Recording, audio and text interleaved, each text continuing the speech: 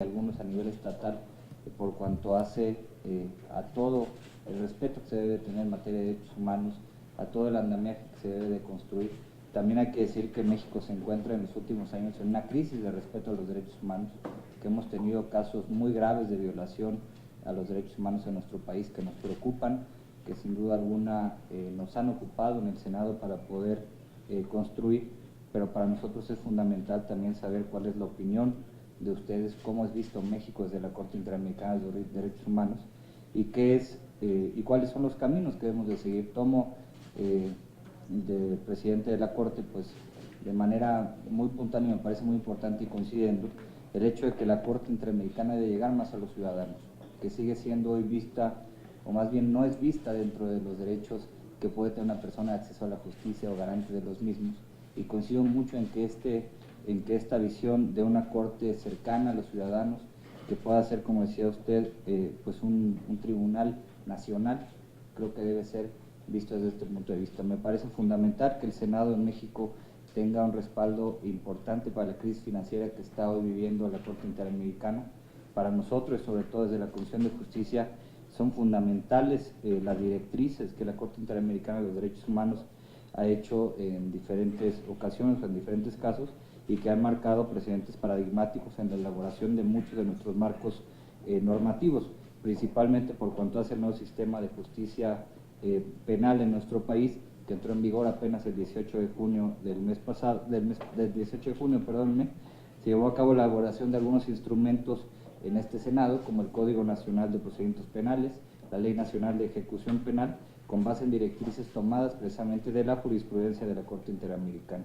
Algunos de los casos que se tomaron en la elaboración de los mismos fueron el de Ángel Manfredo Velázquez Rodríguez contra Honduras y el de Saúl Godínez Cruz contra Honduras, en los cuales se estableció la obligación de los Estados parte a garantizar el libre y pleno acceso de los derechos, del ejercicio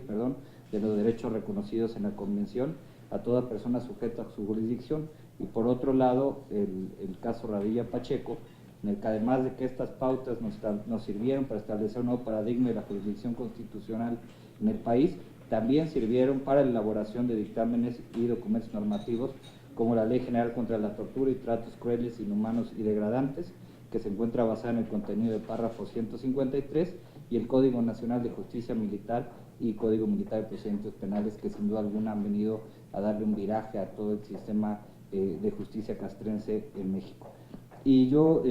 subrayaría de manera importante, lo hacía el presidente de la mesa directiva, el caso de la Ley General en materia de desaparición forzada de personas, que me parece uno de los grandes temas que hoy México está enfrentando en materia de respeto a los derechos humanos, que tenemos pendiente. Con la senadora de la Peña hemos tenido pues un trabajo junto con las organizaciones de la sociedad civil y sobre todo con las familiares de las víctimas en todo el país, pues en primer lugar significar que el tema era un tema hasta cierto punto silente en México, que era un tema del cual no se hablaba, que era un tema que antes del desafortunado y lamentable caso Ayotzinapa, pues prácticamente era un tema que se hablaba a escondidas, por decirlo de manera coloquial, pero que hoy está en la agenda nacional, cada vez afortunadamente con más fuerza. Cada vez nos damos cuenta cómo hay muchos más y más y más desaparecidos en el país, y que estamos hablando de una grave crisis en materia de derechos humanos en esta materia, que nos tocará, esperemos en las próximas semanas, próximos meses, poder sacar adelante esta importante legislación que podrá traer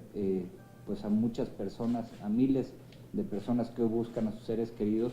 pues una herramienta jurídica que les sirva. Muchas gracias, presidente. Muchas gracias.